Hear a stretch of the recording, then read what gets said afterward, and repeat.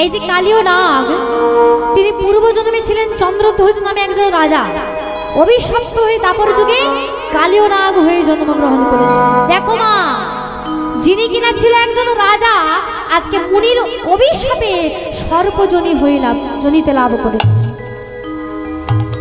তা একদিন চন্দ্রধ্বজ রাজা তার সৈন্য সামন্ত বিয়াদারদের নিয়ে গভীর জঙ্গলে গিয়েছে মৃগা শিকার করতে।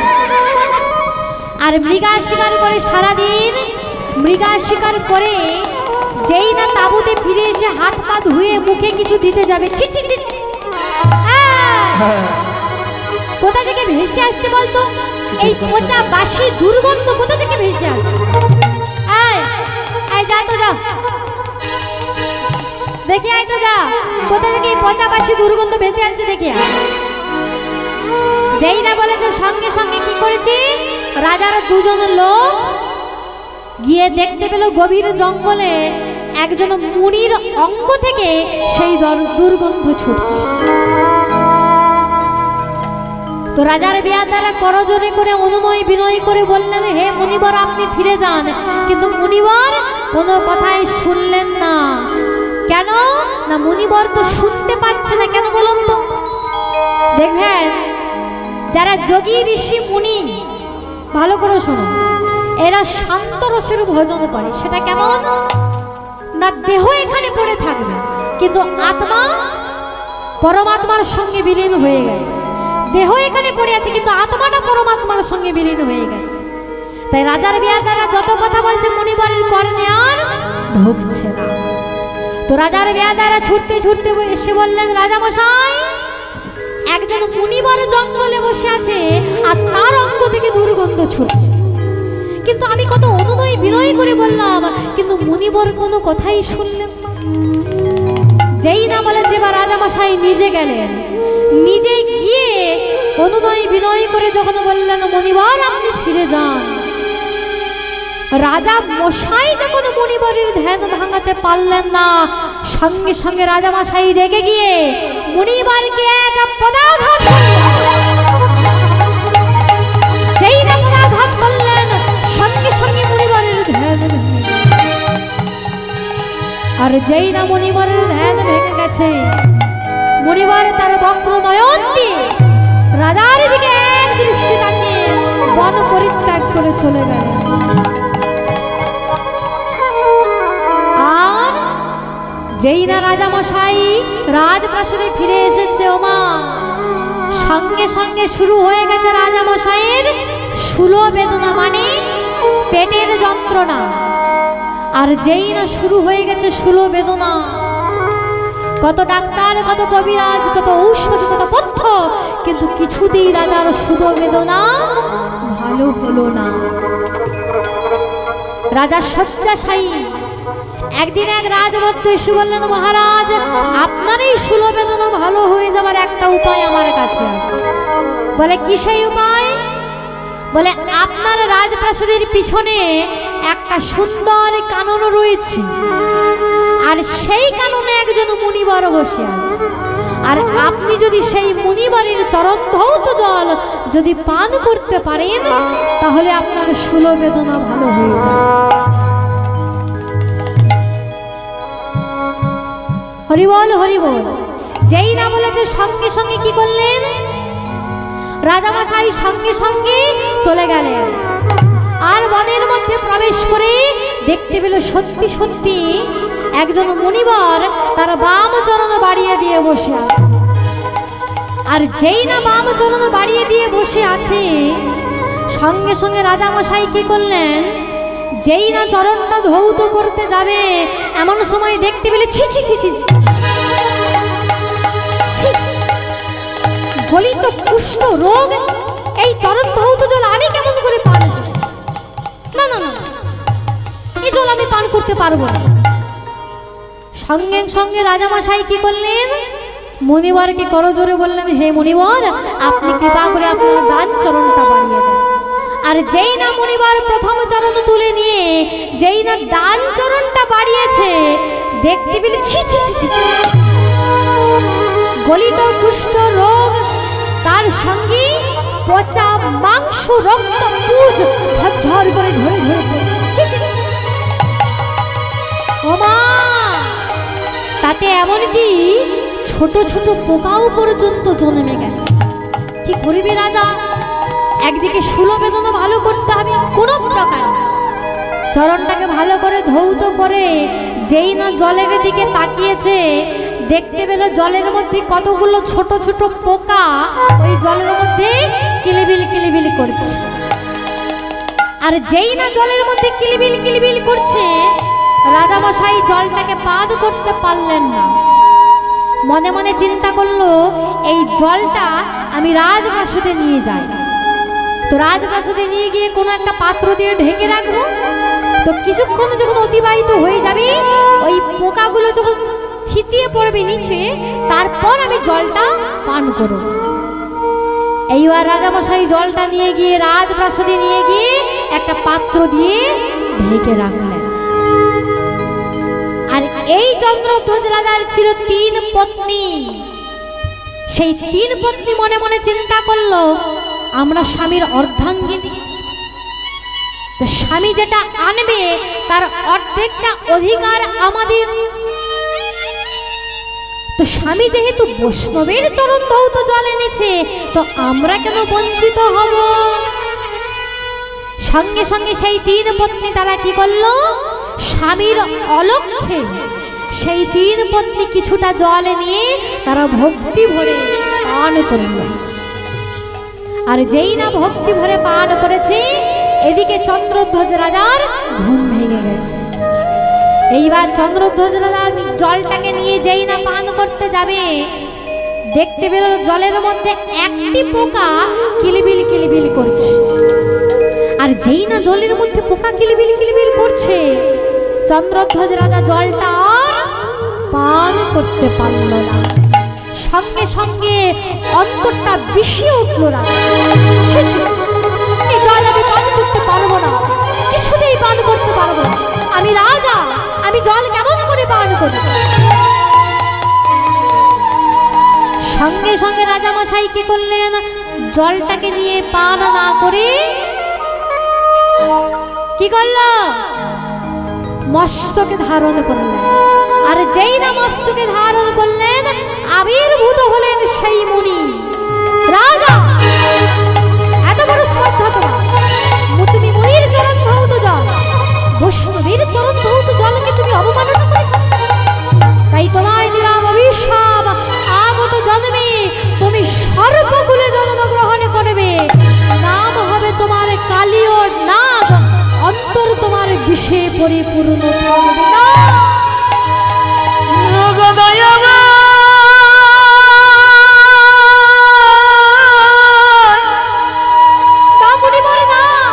এই অভিশাপে দিন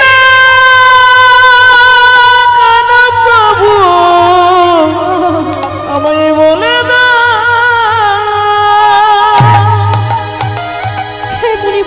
কোন জনমের অপরাধে আমায় এমন সাজা দিলে প্রভু, তুমি বলে না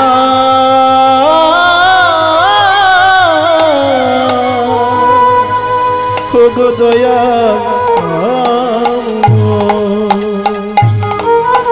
রাজা, তা কোনোদিন হয় না। অভিশাপ যখন দিয়েছি তা তো ফলবে, তবে এই অপরাধ করার সাথে সাথে একটা পূর্ণ কাজ তুমি করেছো। সেটা কি? যেহেতু তুমি বৈষ্ণবের চরণ ধৌত জল তুমি মস্তকে ধারণ করেছো, তাই সেই পূর্ণ ফলে একদিন অনাদির আদি গোবিন্দ ত্রিভঙ্গ বঙ্কিম ঠামে অধরে মুরলী নয়ে তোমার মস্তকের উপর নৃত্য করবে। আর সেই নৃত্যে যখন তোমার অষ্টাগত প্রাণ হবে, এই যে তোমার 3 পত্নী যারা আমার চরণ ধৌত জল ভক্তি ভরে পান করেছিল, সেই 3 পত্নীর পূর্ণ ফলে তুমি প্রাণ ফিরে পাবে। নিতাই গৌর হরি হরি হরি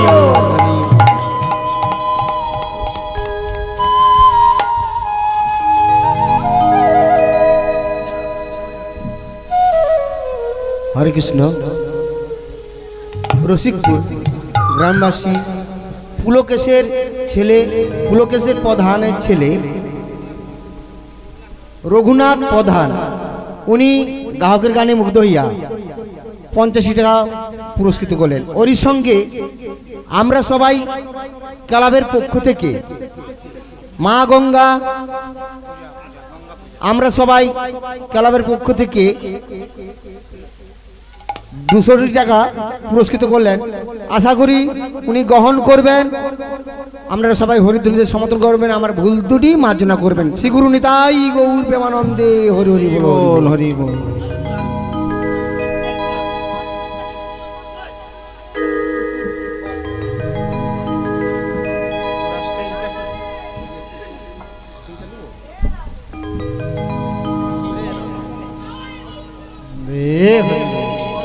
রাধা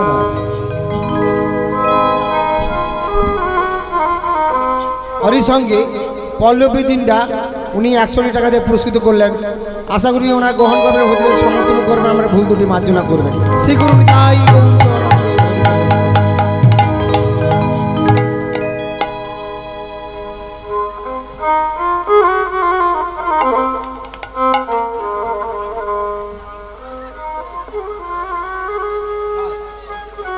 হ্যাঁ হ্যাঁ, আমরা সবাই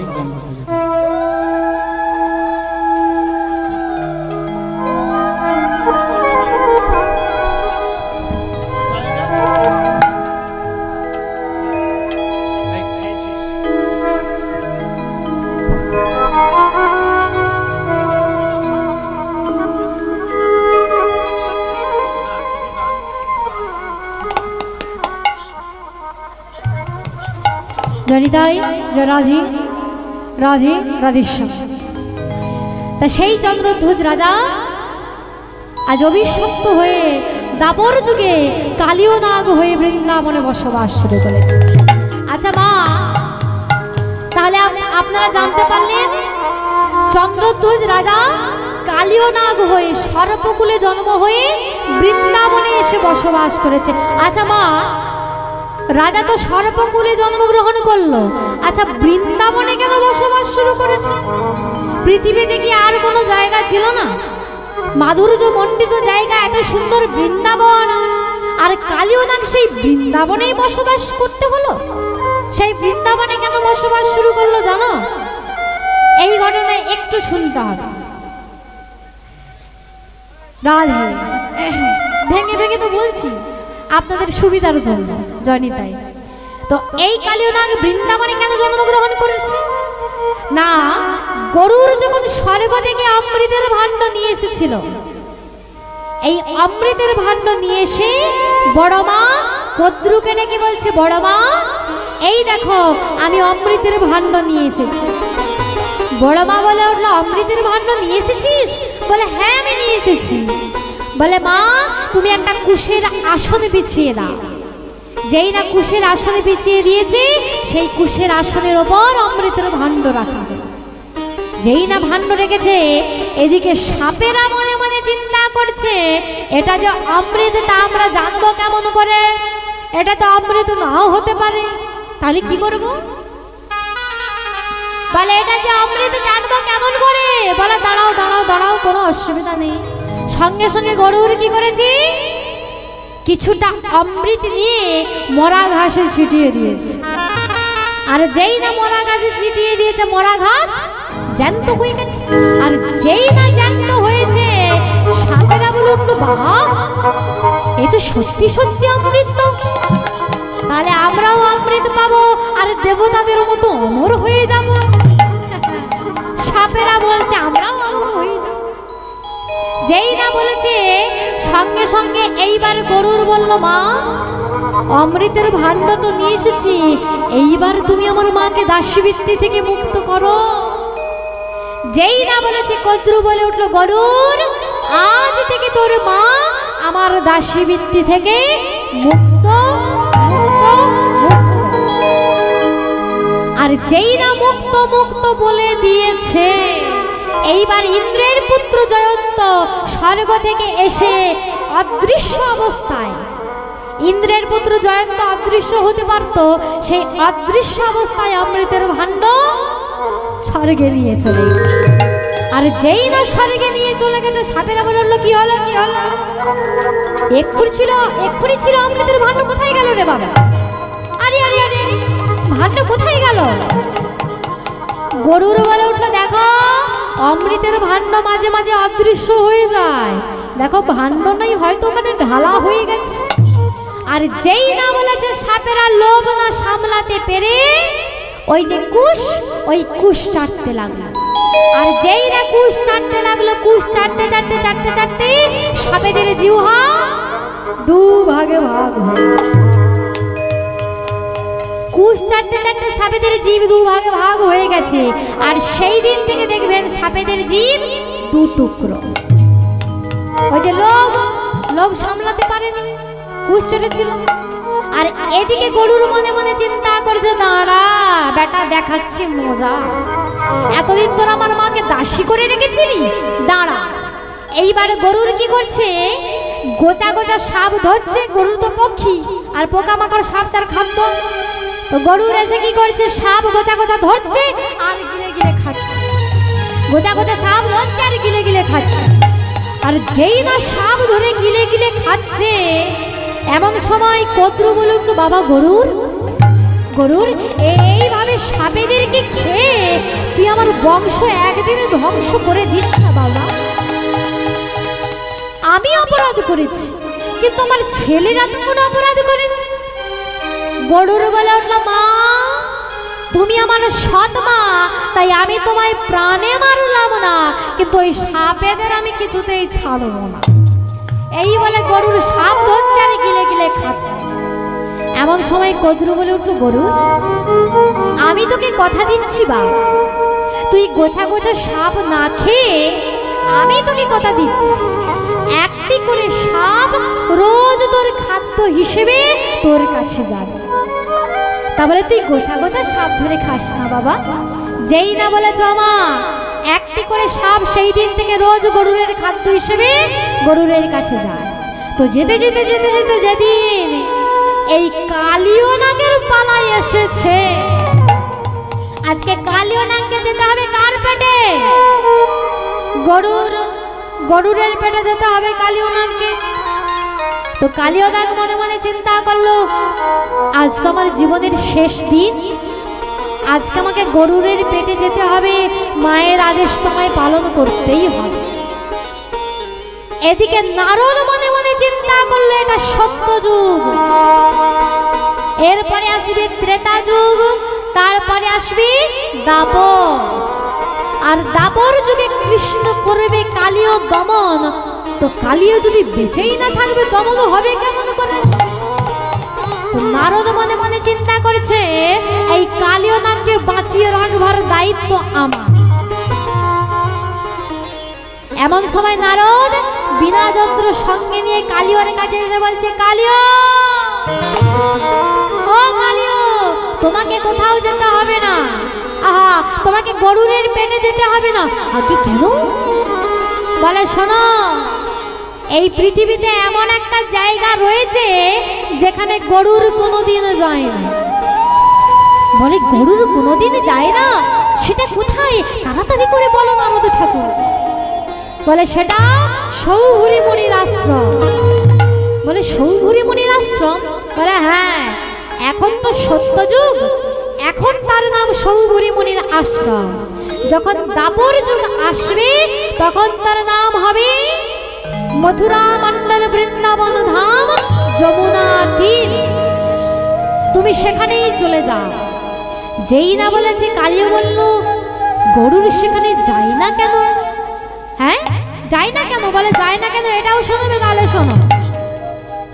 গরুর যখন স্বর্গ থেকে অমৃতের ভাণ্ড নিয়ে এসেছিল, ছোট করে বলছে, গরুর যখন স্বর্গ থেকে অমৃতের ভাণ্ড নিয়ে এসেছিল ওই যে যমুনা কেলি কদম্ব বৃক্ষ, সঙ্গে সঙ্গে গরুর তৃষ্ণার্ত বোধ হয়, জল পিপাসা পেয়েছে। আর যেই না জল পিপাসা পেয়েছে যমুনাতে যেই না জল পান করতে যাবে, ওমা গরুর দেখতে পেল জলের মধ্যে একটা শোল মাছ তার বাচ্চাদেরকে নিয়ে খেলা করছে।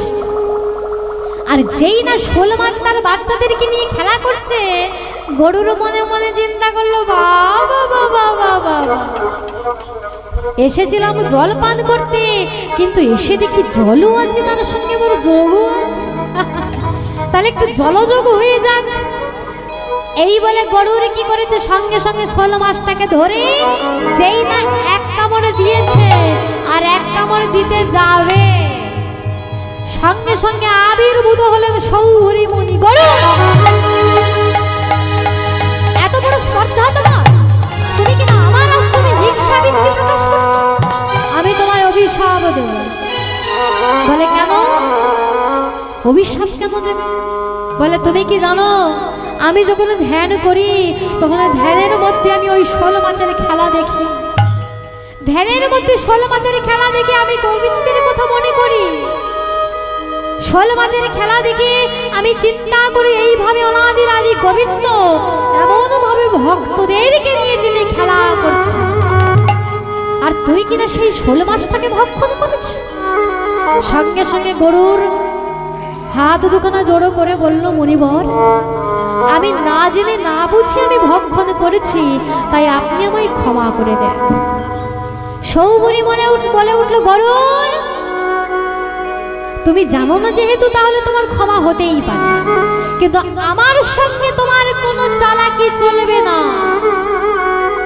দ্বিতীয়বার যদি তোমাকে এই আশ্রমের আশেপাশে কোথাও দেখেছি, সঙ্গে সঙ্গে তুমি মুখে রক্ত উঠে মারা যাবে। যেই না বলেছে সেই দিন থেকে গরুর ওই সৌভরি মুনির আশেপাশে, মানে যেটা মথুরা মণ্ডলে বৃন্দাবন ধাম, ওই সৌভরি মুনির আশেপাশে আর কোথাও যায় না। কালিও তুমি সেখানে চলে যাও। তাই সেই কালীয় নাগ আজকে সপরিবার নিয়ে বৃন্দাবনে বসবাস শুরু করল। আর বৃন্দাবনে এসে সারা বৃন্দাবনকে বিষাক্ত করে তুলেছে, সারা বৃন্দাবনকে বিষাক্ত করে তুলেছে। আর এদিকে গোবিন্দ মানে কি করেছে, ওই কেলিকদম্ব বৃক্ষের ওপর থেকে যেই না ঝাঁপ দিয়েছে, গোবিন্দের সঙ্গে কালীয় নাগের যুদ্ধ হচ্ছে। আর এদিকে শ্রীরাম সুদাম তারা তো জানে না, তারা বলছে, ভাই রে কানাই, আজকে জল না খেয়ে তৃষ্ণায় যদি মরেও যেতাম তাও ভালো, কিন্তু তুই কেন বিষে জলে ঝাঁপে দিলি?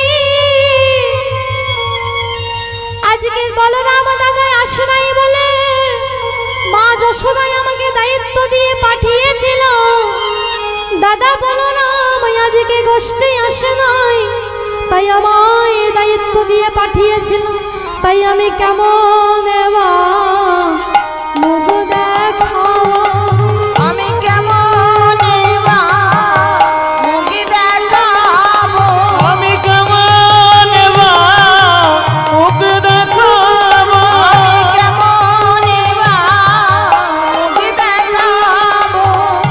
ওই বাৎসল্যময়ী মা যশোদার কাছে আমি কেমন মুখ দেখাবো, ওই বাৎসল্যময়ী মা যশোদার কাছে কেমন এবার মুখ দেখাবো। তাই দেখি ওরা ভালো গো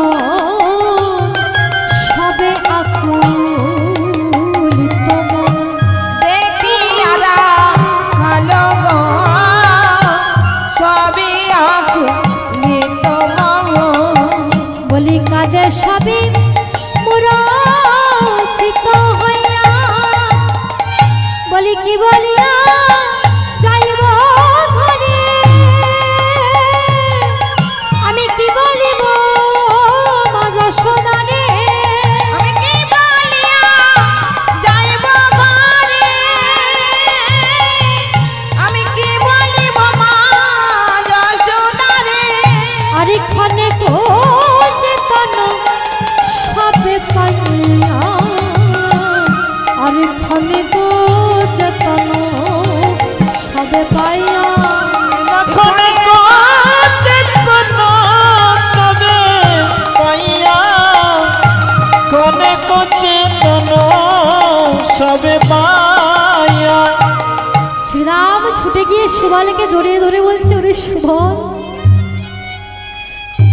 আজকে বলাই দাদা আসেনি। তাই মা যশোমতী আমাকে দায়িত্ব দিয়ে পাঠিয়েছিল ভাই কানাইকে দেখে রাখবার জন্য। ভাই কানাই যে যমুনার জলে ঝাঁপ দিয়েছে, আমি কেমন করে মা যশোমতীর কাছে ফিরে যাব বলতে পারি?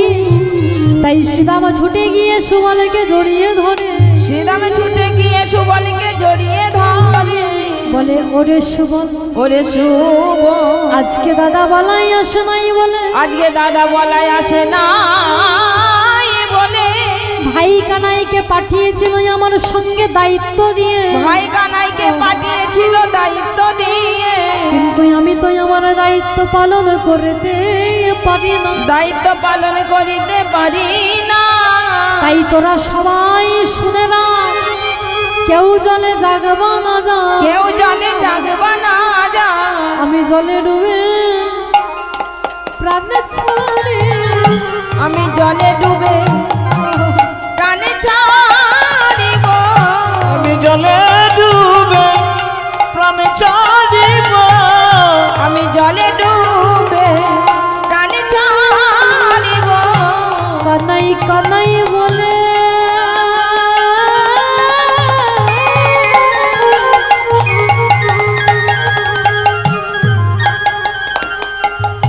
আমি মরে যাব, আমি জলে ডুবে প্রাণ ছাড়িব। কানাই কানাই বলে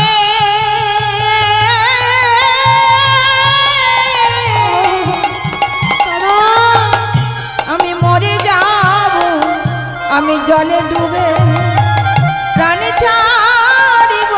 কানাই কানাই বলে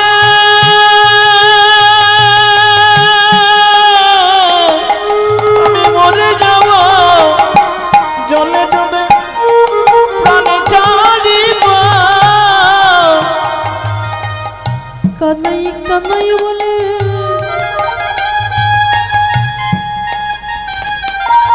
আমি মরে যাব, আমি জলে ডুবে প্রাণ ছাড়িব।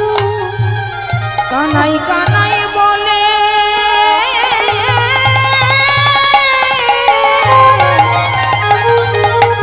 আমি মরে যাব, বলি আর তো ঘরে ফিরব না, আমি জলে ডুবে প্রাণে ছাড়িব, আরে আর তো ঘরে ফিরব আমি জলে ডুবে প্রাণে ছাড়িব, আর তো ঘরে ফিরব না গো, জলে ডুবে প্রাণে ছাড়িব, আর তো ঘরে ফিরব না গো, ডুবে প্রাণে ছাড়িব, আমি আর তো ঘরে ফিরব না গো। ডুবে প্রাণে ছাড়িব, আমি কানাই কানাই বলে প্রাণে ছাড়িব। এমন সময় সুবল এসে বলছি, শ্রীরাম তোর কি মনে নাই আমাদের ভাই ছিল দুধের শিশু, ভাই পুতনা বধ করেছে, অকাসুর বধ করেছে, বকাসুর বধ করেছে, তখন এই কানাই ছিল দুধের শিশু, আর সেই কানাই কানিয়নাকে ভয় পায়। ভাই কাঁদিস না, আর কাঁদিস না। যে বলছে কাঁদিস না তারও দুই চোখ দিয়ে জল পড়ছে। শুধু কি তাই, ধেনু বৎস কাঁদে ওরা, আর দেনু বাস কাঁদে ভরা, ওই দেখ ধবলিশা বলে কাঁদে, ধবলি শ্যামলি কাঁদে, ধবলিসা মলি কাঁদে, বলে তেমন করে আর কে শোনাবে, ওই ধবলিশা বলে কাঁদে, ওই তেমন করে আর কে শোনা, ওই মধু ওই তেমন করে কে শোনাবে, মধুর মরণে ধরে, তেমন করে কে শোনাবে, মধুর মরণে ধরে, তেমন করে কে শোনাবে।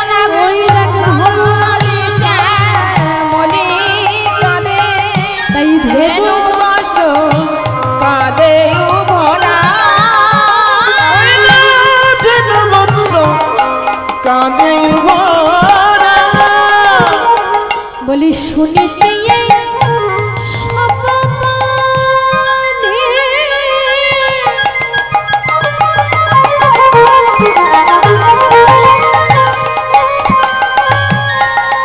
দেখো ওই পাষাণ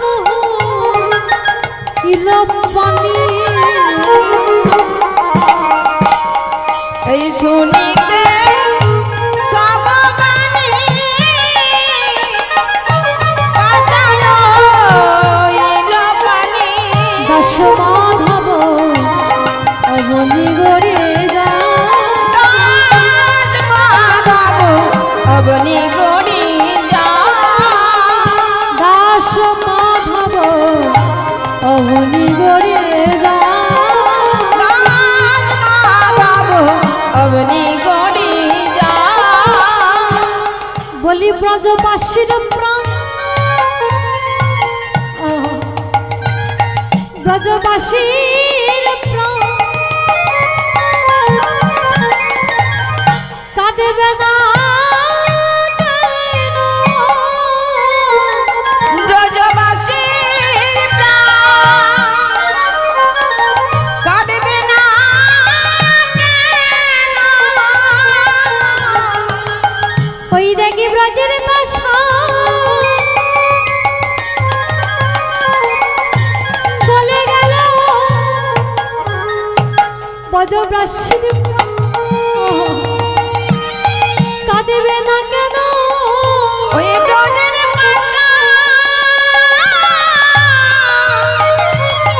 বলে গেল কালী কালিয়া নীলা ওই ব্রজের পাশা বলে গেল ওই ব্রজের পাশা বলে গেল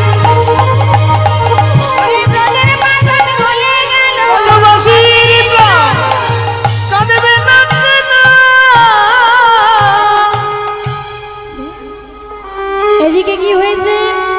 সবাই কাঁদছে, আর যেই না কাঁদছে সারা বৃন্দাবনকে কালিও নাগ বিষাক্ত করে তুলছে, আর পৃথিবী ঘন ঘন কম্পিত হচ্ছে। আর কি হচ্ছে? অমা আকাশে মেঘ দেখা গেলে মেঘে তো জল বৃষ্টি হয়, কিন্তু আজকে রক্তের বৃষ্টি হচ্ছে বৃন্দাবনে, আর সাপগুলি চারিদিকে ঘোরাঘুরি করছে। এদিকে নন্দ মহারাজ তিনি মনে মনে চিন্তা করলেন, তাহলে পৃথিবী কি ধ্বংস হয়ে যাবে? পৃথিবী ঘন ঘন কম্পিত হচ্ছে কেন? তাহলে পৃথিবী কি ধ্বংস হয়ে যাবে? সবাইকে নিয়ে নন্দ মহারাজ বসলেন। আর এদিকে মা যশোমতী ছুটতে ছুটতে এসে বললেন, ওগো মহারাজ, আমি নিশির শেষে দুঃস্বপ্ন দেখেছি। আমি স্বপ্নের মধ্যে দেখলাম পরাণের পরাণ দুধের গোপালে কালী দহের জলে ঝাঁপ দিয়েছে। তাই আমার মন বলছে আমার গোপালের কোনো অমঙ্গল হয়েছে, তাই চলুন একবার আমাকে নিয়ে চলুন। যেই না বলেছি, নন্দ মহারাজ সঙ্গে সঙ্গে কি করলেন? মা যশোমতীদেরকে সঙ্গে নিয়ে সবাইকে নিয়ে চললেন যেখানে গোবিন্দ কালী দহের জলে ঝাঁপ দিয়েছে। আর যেই না এসেছে, যশোমতী এসে দেখছে সবাই দাঁড়িয়ে আছে, কিন্তু তার আধারের গোপাল দুলাল নাই। শ্রীরাম, এই সুবল, আমার কানাই কোথায়? বল না আমার কানাই কোথায়? কেউ কোনো কথা বলতে পারলেন না, শুধু শ্রীরাম অঙ্গুলি দিয়ে দেখিয়ে দিল তোমার কানাই ওই যমুনার জলে। আর যেই না বলেছে মা আমার গোপাল গোপাল বলে চিৎকার করে ডাকছে, ওরে গোপাল, গোপাল রে, তুই কার কোথায় ওই যমুনার জলে ছাপ দিলি রে বাবা? একবার ফিরে আয় বাপ, একবার ফিরে আয়। অপুত্র গো হইয়া মন্দিরে লইয়া ছিলাম বড় সুখে রে। অপুত্র লইয়া মন্দিরে লইয়া ছিলাম বড় সুখী রে। পুত্র হইয়া কেন জঠরে?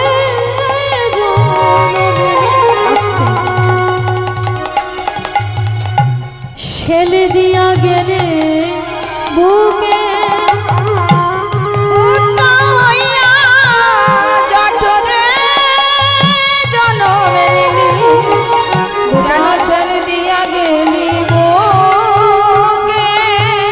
ওরে গোপাল রে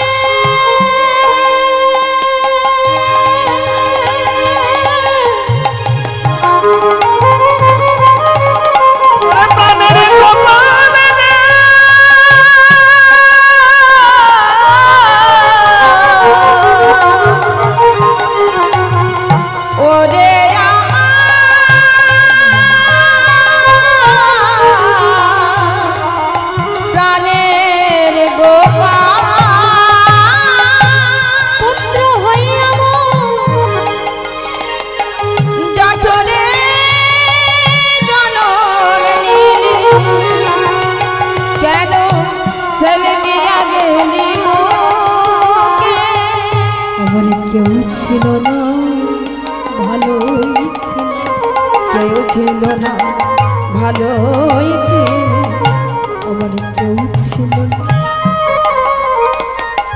ভালোই ছিল, কেউ ছিল না ভালোই ছিল। ওরে গোপাল, কেউ আমার ছিল না, আমি তো ভালোই ছিলাম। বলতে পারিস কেন পুত্র হয়ে তুই জন্মিলি? আমার কেউ ছিল ভালোই ছিল, কেন পুত্র হয়ে জন্ম নিলি? আরে কেনই বা এত দুঃখ, কেন পুত্র হয়ে জন্ম নিলি? আরে কেনই বা এত দুঃখ, কেন পুত্র হয়ে জন্ম নিলি? কেন এত দুঃখ দিলি?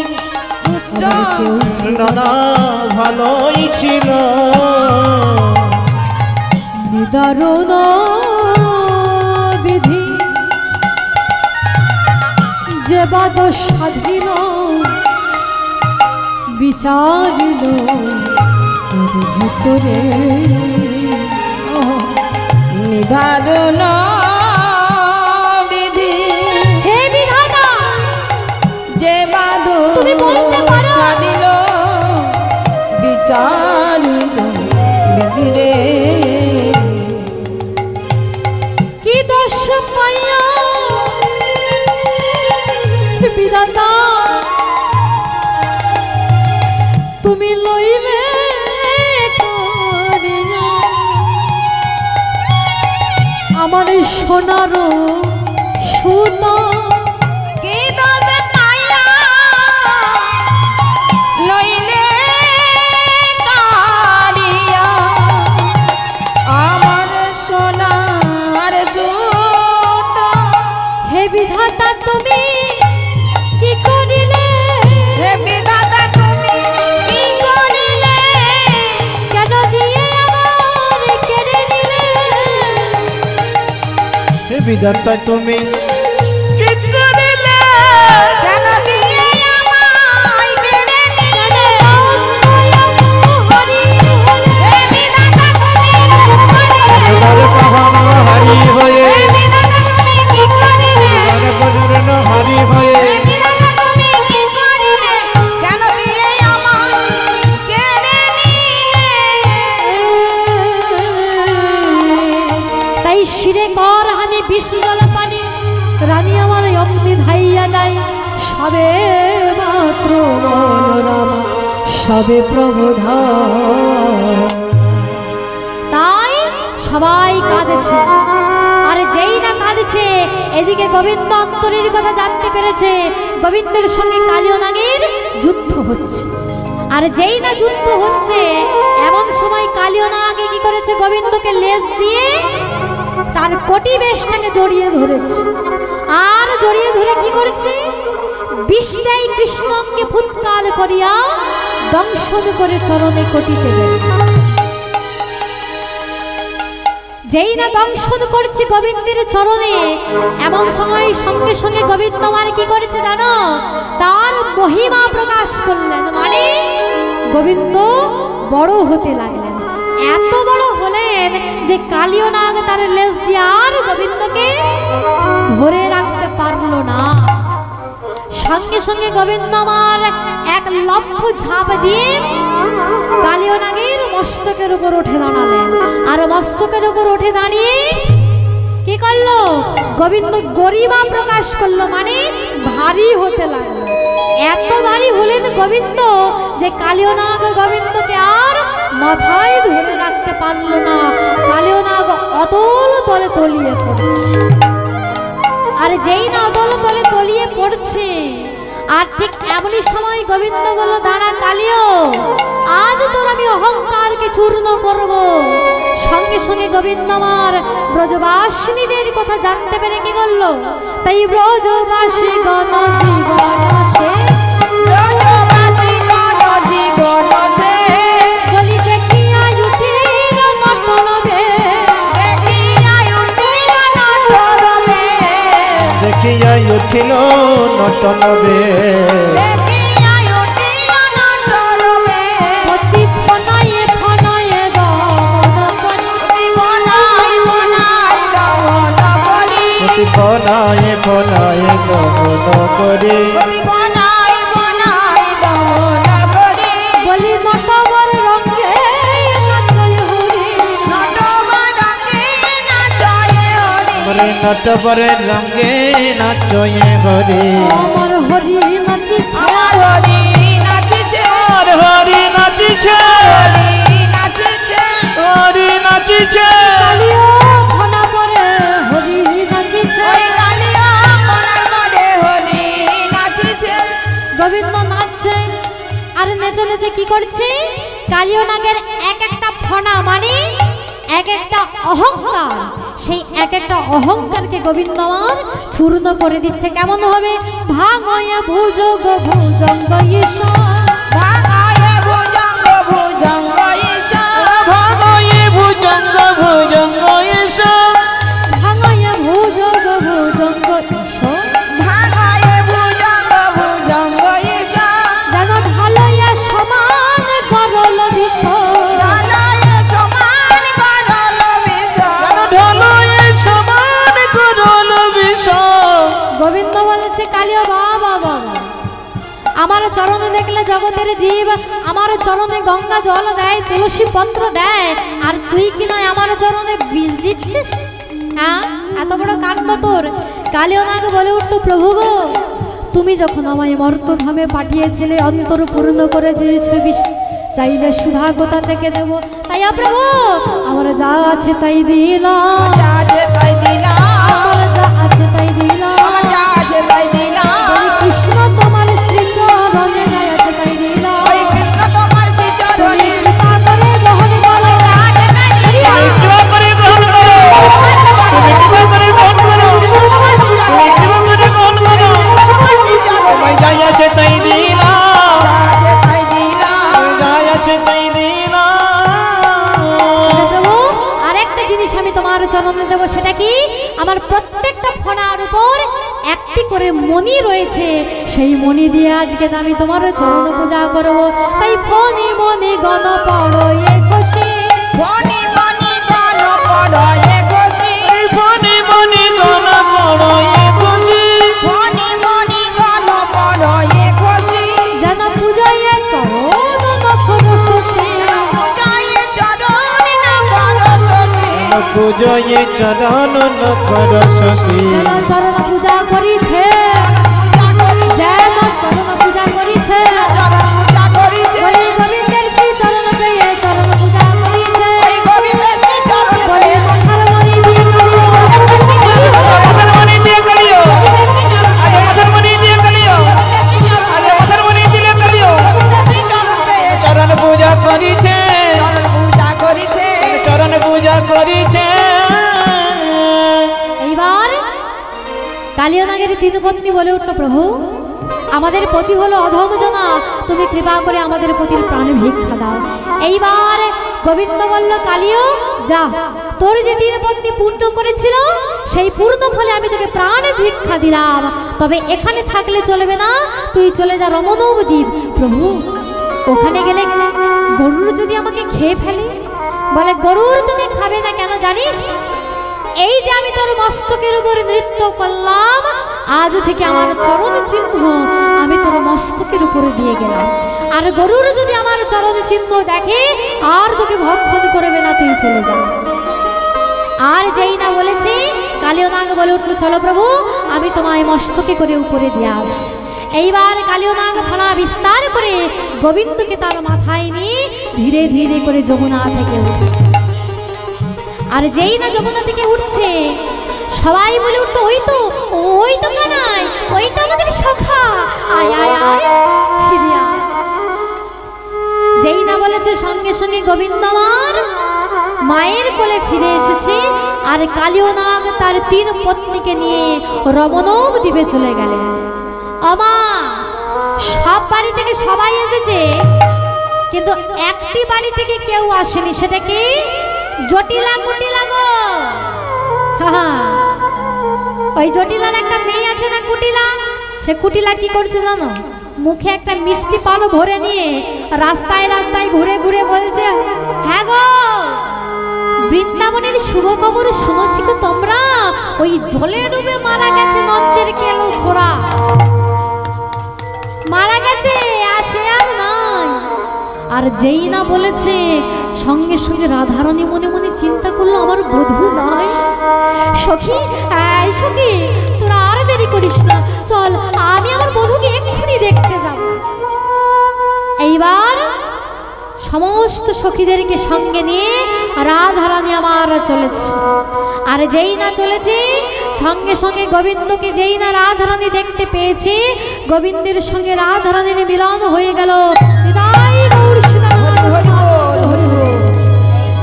লীলা এইখানে রহিল, এইখানে রহিল, এইখানে রহিল।